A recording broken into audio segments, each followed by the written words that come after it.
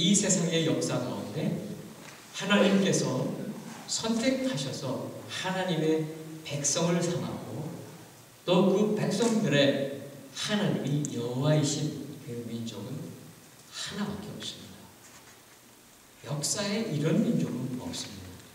매우 특별한 하나님의 선택을 받은 그 민족이 바로 이스라엘 백성들입니다. 물론 이스라엘 백성들이 특별하기 때문에 선택받은 것은 아니죠.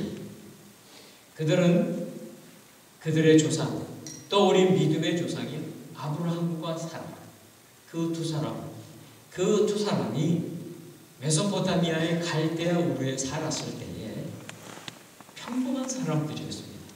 그런데 하나님은 그들을 부르셨습니다. 그리고 하나님의 부르심에 순종해서 믿음으로 행하여 갔을 때 그들을 통해서 엄청난 숫자의 자손들을 낳게 하십니다. 성경에 표현한 대로 하늘의 별들처럼 바닷가의 모래처럼 많고 많은 후손들을 줍니다.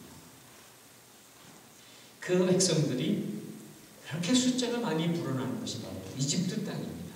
그 당시에 가장 부유한 나라, 많은 음식도 있고 많은 것이 풍족한 그 땅에서 그 땅에 들어갈 때 70명이 들어갔지만 나올 때는요 장정만 60만 명.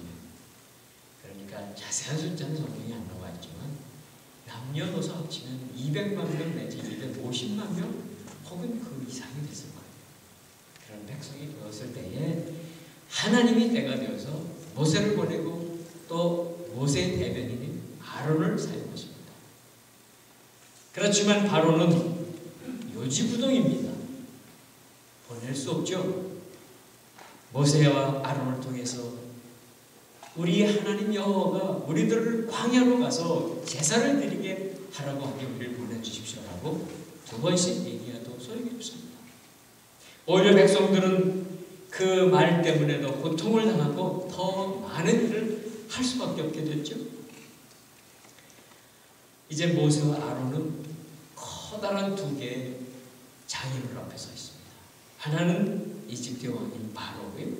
또 한 사람은 또 하나는 자기 백성인 이스라엘 백성입니다.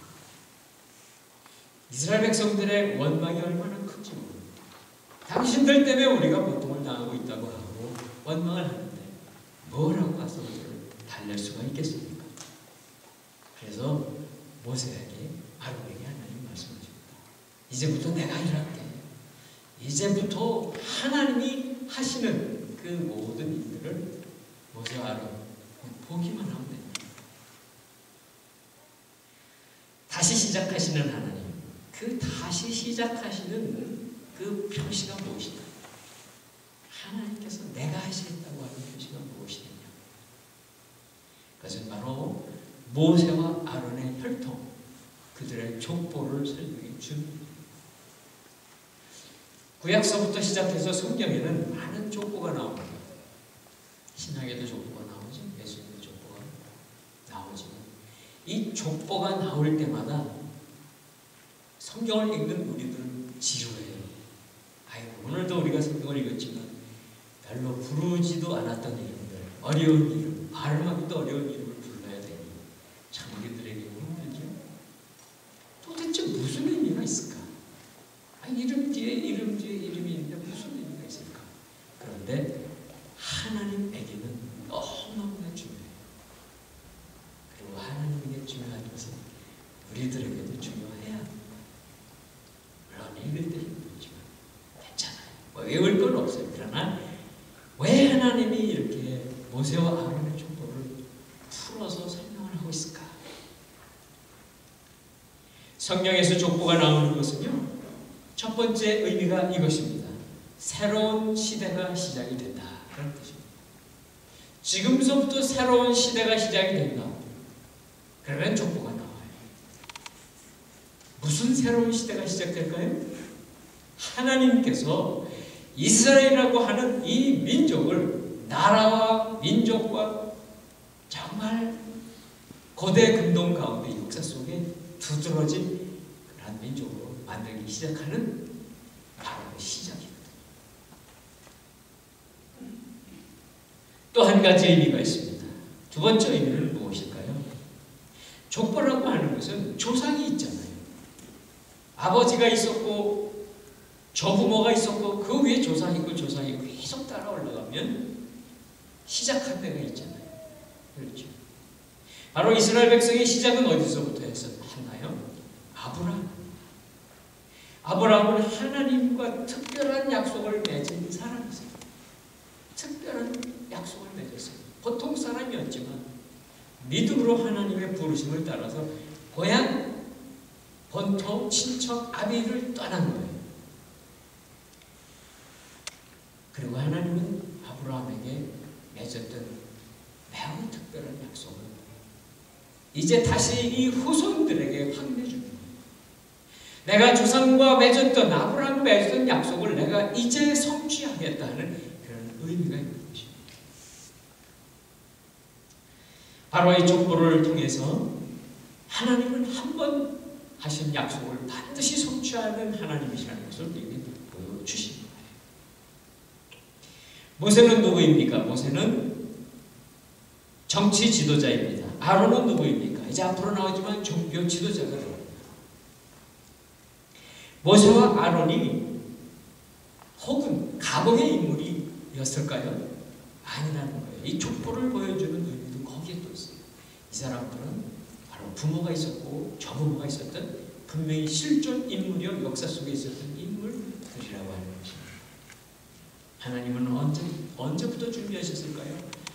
오래전부터 준비하셨죠.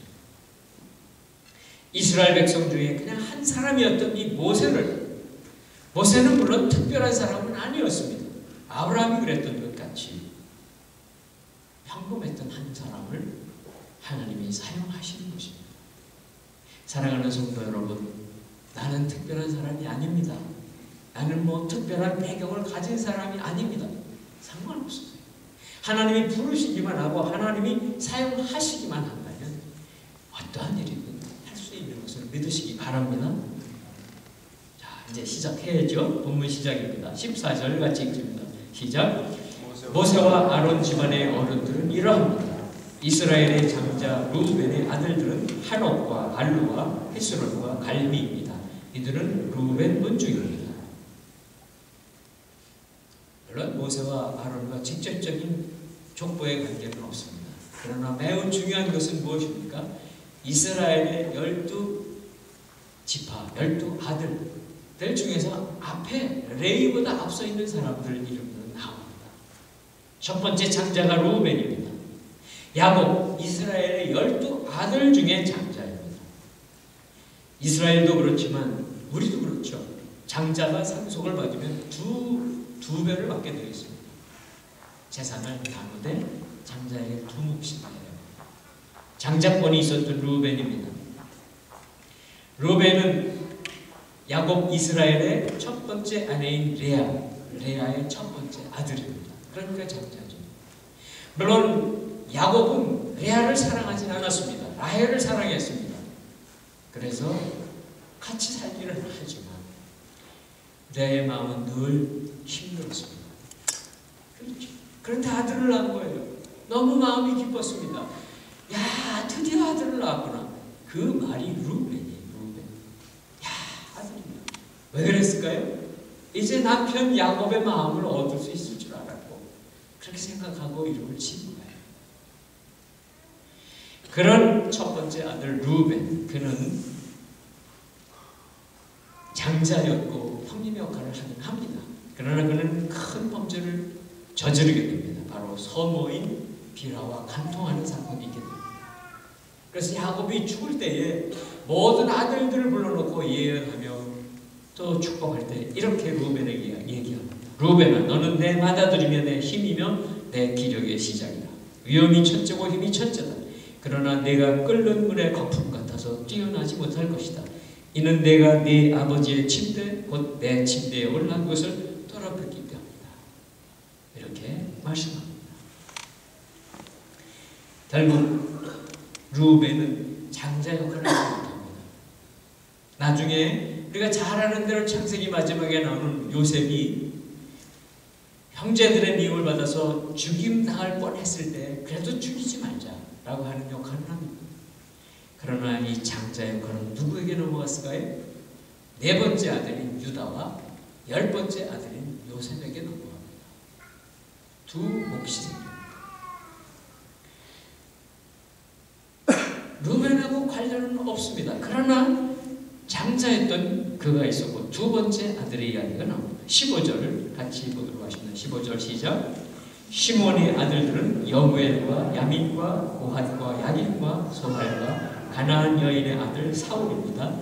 이들은 시므온 문족입니다. 레아가 낳은 둘째 아들의 이름이 시므온입니다. 이름의 뜻도 그래요. 첫 번째 아들을 낳는데도 야곱의 마음을 안 돌아오는 거예요. 그리고 또 아들은 둘째가 낳았어요. 그래서 이번에는 시므온, 하나님께서 들으셨다. 내 소원을 들어주셨다. 그런 뜻이에요. 그래서 시므온이 그런 뜻이에요. 그런데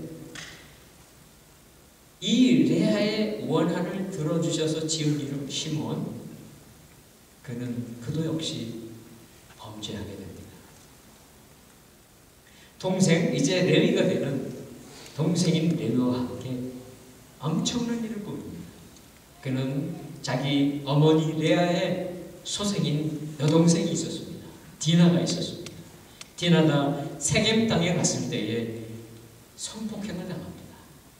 그 지도자의 추장의 아들에게. 그랬을 때 시므온과 레위가 음모를 꾸미죠. 우리 동생을 줄 테니까 너희들이 다 할례 받아야 돼. 그래서 그 세겜성에 있는 모든 남자들이 할례를 받게 한 다음에 꼼짝 못하고 누워있을 때 쳐들어가서 다 죽여버립니다. 이 두 형제가 그 짓을 했습니다. 아버지 야곱은 그 일을 기억하고 시므온하고 레위에게 예언을 해줍니다. 창세기 49장에 나오는 이야기입니다. 이렇게 예언합니다. 시므온과 레위는 형제다. 그들의 무기는 폭력의 도구다. 내 영혼이 그들의 모임에 들어가지 않으며 내 혼이 그들의 집회에 참여하지 않을 것이다. 그들이 분노로 사람을 죽였고 자기들의 마음 내키는 대로 황소의 힘줄을 끊었다. 그들의 분노가 맹렬하고 그들의 진노가 잔인하니 저주를 받을 것이다. 내가 야곱 족속 가운데 그들을 나눠놓으며 내가 이스라엘 족속 가운데 그들을 흩어놓을 것이다. 이 예언대로 시므온은 그 지파는 실제 단독으로 존재하지를 못합니다. 유다 지파에 그냥 속하는 그런 부속이 된 것처럼 이렇게 살아가게 되고요. 레위 지파는 모든 성읍에 흩어져 버립니다. 자기 땅이 없습니다. 그런데 이제 드디어 우리 모세와 아론의 조상 얘기를 해야죠. 이렇게 얘기한 다음에 16절입니다. 16절 같이 읽도록 하십니다. 시작. 족보에 따른 레위의 아들들의 이름은 이러합니다. 그들은 게르손과 고핫과 무라리입니다. 레위는 137세까지 살았습니다. 레위는 야곱과 레아의 셋째 아들입니다. 첫째 아들을 낳는데도 남편의 마음이 안 돌아왔죠. 둘째 아들을 낳는데도 안 돌아왔습니다. 3세번 있잖아요. 3번. 이제는 돌아올 거야. 그래서 이름을 짓게 레아예요. 무슨 뜻일까요? 아들을 셋이나 낳았으니 내 남편이 나와 연합하리라. 연합한다는 뜻이 있어요. 레아. 그렇지만 형 시므온과 함께 학살 사건의 주동자입니다. 아버지 야곱이 조금 이렇게 이 아들들을 사실 징계를 제대로 못했습니다. 그러면서 야곱은 그 아들에게 얘기했을 때 이렇게 얘기했습니다. 너희가 학살 사건을 일으켜갖고 내게 화를 끼쳤다. 그래서 내가 이 땅에 사는 사람들에게 냄새나는 존재가 되고 말았다. 우리가 숫자가 몇 명이나 되냐? 많지 않잖아요. 야곱의 아들들과 가족들이라고 해봐야.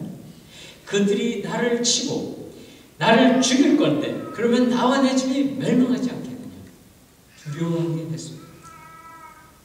두려워할 만하죠. 레위는 이렇게 말썽꾸러기 오고 아주 불량한 그런 자식이었던 거예요. 그런데 어떤 일이 일어나요? 하나님은 이 레위에게 긍휼을 베풀어 주십니다. 그에게 새 아들, 새 가문을 허락해 주고 그를 통해서 모세가 오고 아론이 온 거예요. 얼마나 큰 자비입니까? 얼마나 큰 사랑입니까?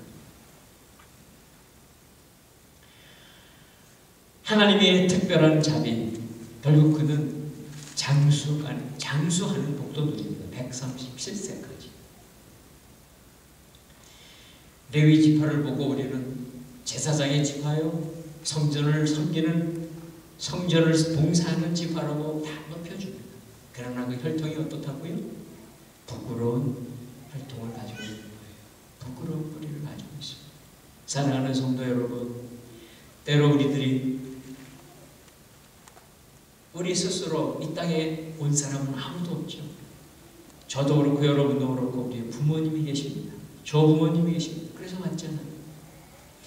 우리의 혈통 가운데 나는 예수 믿지만, 아니 우리 조상들의 몇 때까지는 믿었지만 그전에는 예수 믿는 사람 없습니다. 아무도 없었습니다. 우리는 어찌 보면 멸망하는 사람들의 후손에 지나지 않습니다. 또는 내가 알고 있는 우리의 조상들 가운데도 부끄러운 그런 사람도 있을 수 있습니다. 그래도 괜찮다는 거예요.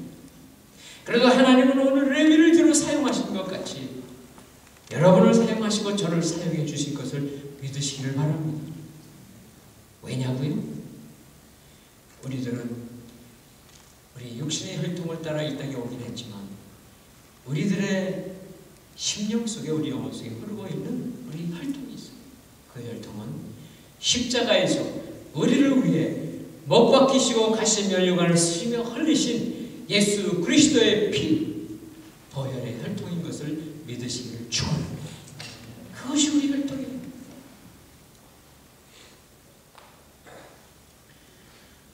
이제 레위의 세 아들의 이야기가 나옵니다. 17절부터 19절까지 같이 읽도록 합니다. 시작. 게르손의 아들들은 그 문중에 의하면 림리와 시므이입니다. 고앗의 아들들은 아므람과 이스할과 헤브론과 우시엘입니다. 고앗은 133세까지 살았습니다. 무라리의 아들들은 마흘리와 무시입니다. 이상은 족보에 따른 레위 가문입니다. 세 아들의 가문이 또 번창하는 것을 볼 수 있습니다. 부족하고 허물이 많은 레위이지만 그들의 가문이 번창하고 있습니다. 그런데 여기 또 한 가지 특징이 나타납니다. 레위가 137세까지 살았다. 왜 다른 사람 얘기는 왜 안 하죠? 레위에 대해서 하나님 특별히 관심 많으시다는 것입니다. 그리고 레위의 세 아들 중에 몇 살까지 살았습니다 하는 아들은 차남입니다. 장남이 아니에요.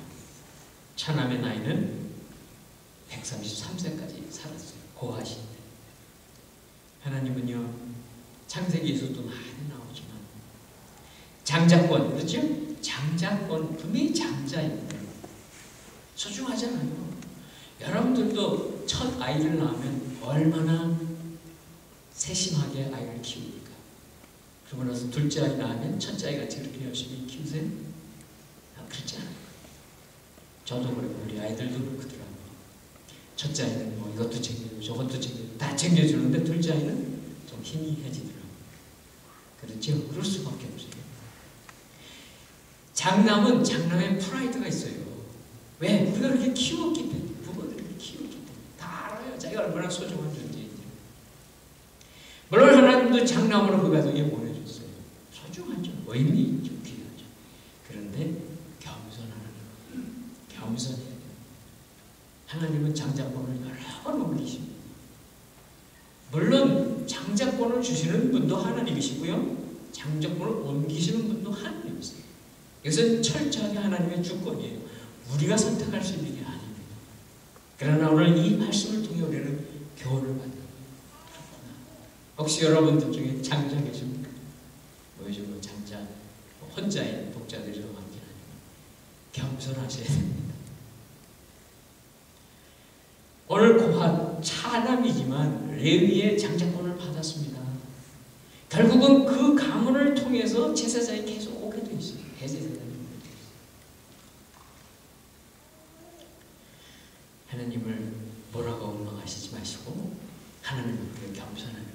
하나님 앞에 우리가 장자임은 어떻고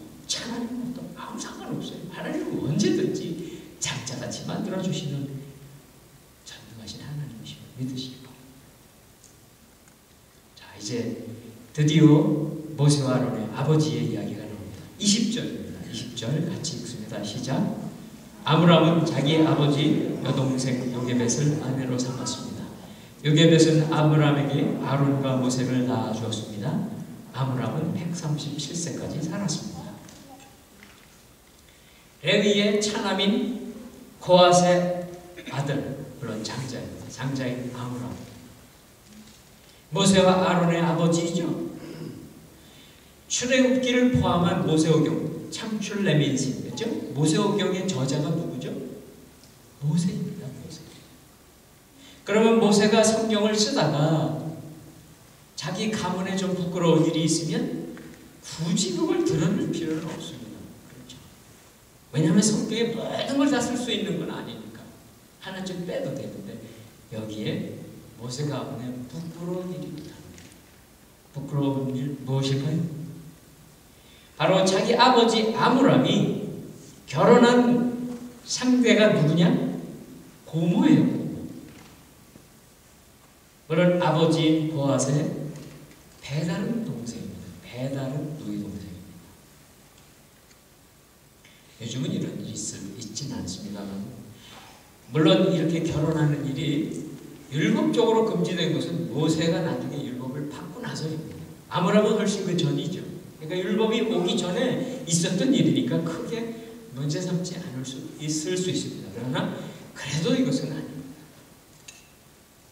숨기고 싶은 일입니다. 자신의 명예에 별 도움이 안 되는 일이었을 거예요.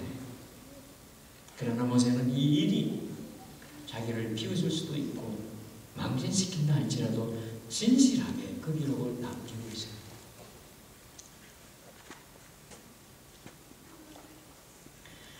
왜 그렇게 했을까요?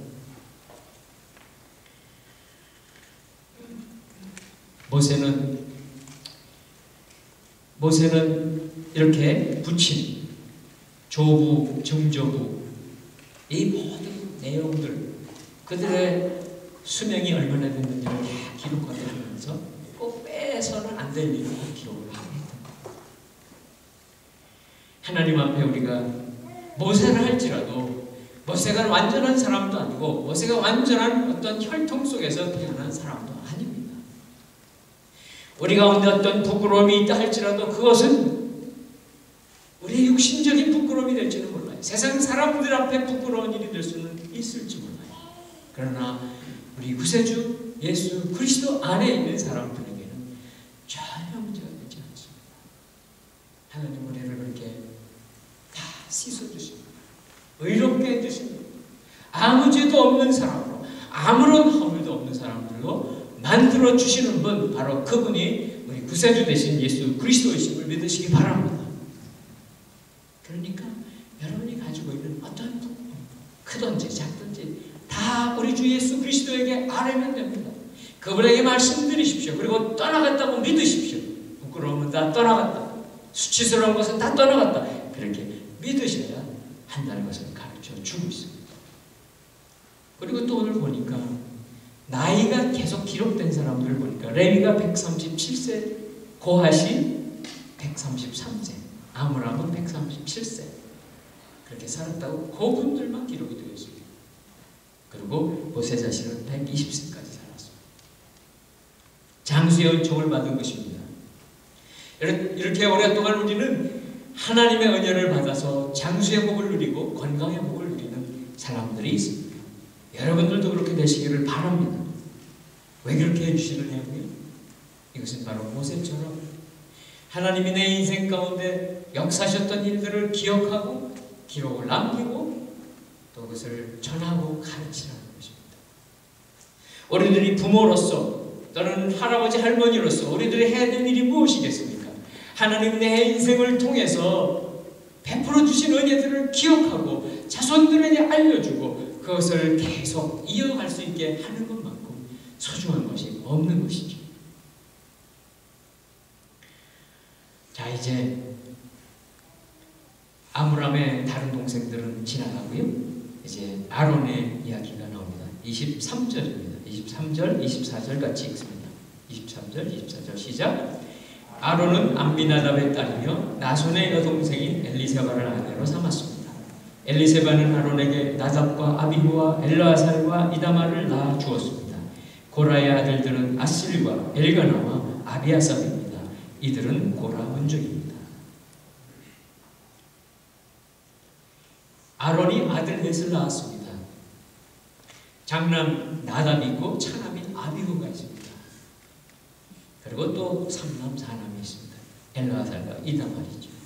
그런데 또 여기 또 문제가 생깁니다. 바로 장남과 차남에게 문제가 생깁니다. 당연히 대제사장이 되었을 때 아론이 후계를 이어가야 될 다음 대제사장이 될 수 있는 나답과 아비후가 여호와 하나님께서 말씀하신 말씀을 불순종합니다. 하나님이 정해주지 아니한 불을 잘못 제단에 바칩니다. 하나님은 어찌 보면은 사소한 일 같은데 그러나 즉시에 그들의 목숨을 뺏어가십니다. 분양을 잘못했기 때문에 일남 이남은 죽습니다. 결국은 삼남 엘르아살 사남인 이다말이 대제사장의 그 제사장의 가문이 되게 됩니다. 대제사장의 계보는 엘르아살을 통해서 비느하스로 이어집니다. 오늘 24절에 비한 5절 뒤에 가면 나옵니다. 뿐만 아니라 고라가 나옵니다. 24절에 보면 고라. 고라는 바로 모세와 아론의 사촌이 되는 사람들입니다. 사촌이면 가깝잖아요. 그렇죠? 가깝게 어려서 이렇게 지내기도 하고 친해지기도 하는 거죠. 수스럼이 없을 수 있는 관계입니다. 그런데 가만히 보니까 나중 이야기입니다. 민수에게 가면 나옵니다. 가만히 보니까 자기나 나나 똑같은 형제인데 사촌지간인데 저 사람들은 특히 모세는 민족의 지도자가 되어 있고 고라가 자기가 봤을 때 똑같은데 왜 하나님이 너에게만 지도자의 역할을 맡게 되냐 그러면서 다른 사람들 아비람과 나단과 이런 사람들을 연합해가지고 모의를 부립니다. 대적합니다. 결국은 하나님의 심판으로 죽게 되죠. 물론 그 자손들은 일부 남아서 훗날 레위의 지파로 살아가게 되기는 합니다. 자, 이제 아론의 어떤 후손들이 나오나요? 25절 같이 읽습니다. 시작. 아론의 아들 엘르아살은 브디엘의 딸들 중 하나를 아내로 삼았습니다. 그녀는 엘르아살에게 비느하스를 낳아주었습니다. 문중에 따른 레위 조상의 집안 어른들은 이와 같습니다. 이제 아론의 가계가 이제 여기서 끝이 납니다. 그러면서 비느하스가 나옵니다. 엘르아살의 아들인 비느하스, 아론의 손자인 비느하스가 나옵니다. 대제사장의 계보가 아론, 엘르아살, 비느하스로 이어져갑니다. 이스라엘 백성들에게 큰 사건이 일어난 것이 한 번 있습니다.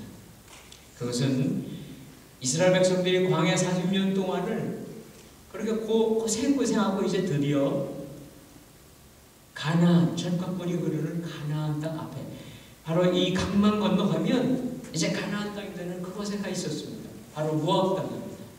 하나님은 그 모압 땅의 백성들을 다 모아서 거기서 다시 다짐을 받고 여러 가지를 해야 되는데 그 전에 어떤 사건이 생기는가 하면 이스라엘 백성들이 40년 동안 광야를 살았을 때 그들의 모습이 어땠을까요?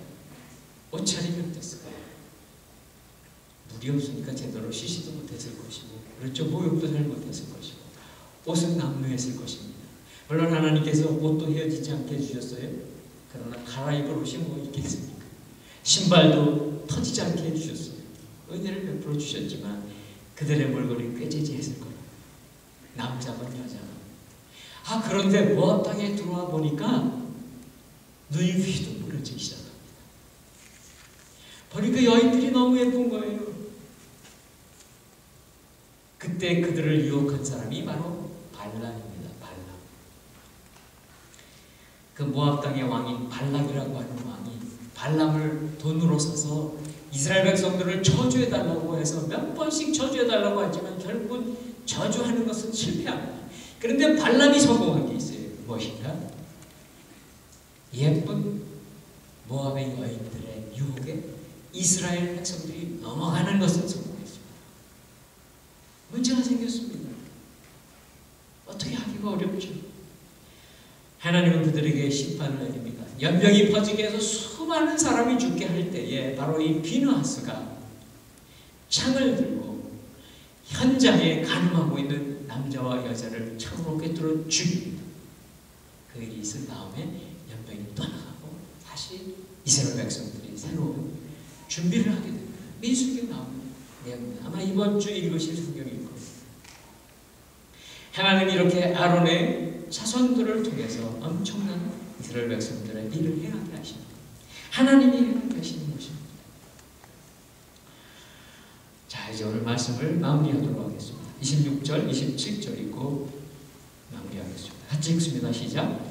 여호와께서 이스라엘 자손들을 이집트에서 부대별로 이끌어내라고 명령한 사람은 바로 이 아론과 모세였으며 이스라엘 자손을 이집트에서 나가게 해달라고 이집트 왕 바로에게 말한 사람도 바로 이 모세와 아론이었습니다. 일은 물론 하나님이 하십니다. 그러나 하나님은 부족한 사람이나 모세를 사용하십니다. 아론을 사용하십니다. 저와 여러분을 사용하십니다. 여러분의 자녀들을 사용하십니다. 누구든지 하나님이 부르시는 어떤 사람이든 하나님은 사용하실 수 있습니다. 그런데 하나님이 이렇게 명령을 모세에게 하게 하세요. 이렇게 말씀하시죠. 이스라엘 자손들을 이집트에서 부대별로 이끌어냅니다. 부대는 군대의 용어입니다. 군대. 그렇죠? 부대는 군대의 용어. 바로 오랫동안 훈련을 받은 사람들, 그리고 무력이 있고 무기가 있고 전투할 수 있는 능력이 있는 사람들을 표시하는 게 부대예요. 그런데 이스라엘 백성들은 400년 동안 살아가면서 부대 훈련 받은 적 없습니다. 그들은 노예입니다. 일 안 하면 그 일만 겨우 하는, 벽돌 만들고 성 쌓는 일만 겨우 하는 사람들이지 한 번도 부대 군인 훈련 받은 적이 없습니다. 그런데 하나님은 그렇게 만드시겠다는 거예요. 이제 노예되었고 아무짝에도 쓸모없던 사람들을 하나님께서 어떻게 바꾸시는가? 하나님의 군대로 바꾸시겠다고 하시는 말씀을 하고 계십니다. 물론 이 군대의 총사령관은 모세입니다. 참모장은 아론입니다. 그렇게 해가지고 끌고 나갈 것이라고 말씀하십니다. 오합지졸에 불과한 이스라엘 백성들입니다. 노예들이었습니다. 그들을 12지파로 나눕니다. 그리고 12지파를 군대같이 다 편제를 만들으셔서 하나님이 이제 싸워나가실 거예요. 이스라엘 가나안 땅을 정복하게 하실 것이고 그렇게 하나님이 사용하시겠다는 것입니다. 사랑하는 성도 여러분, 우리들은 이 땅에 살아가지만 어떨 때는 이 세상 사람들 앞에 참 부족한 사람들이고 세상 사람들 앞에 나서서 당당하게 할 수 있는 얘기도 없는 그런 사람들에 지나지 않을 수 있습니다. 그러나 하나님의 눈에는 하나님이 사용하시기만 하면 우리를 하나님의 군대로 사용하실 것을 믿으시기를 축원합니다.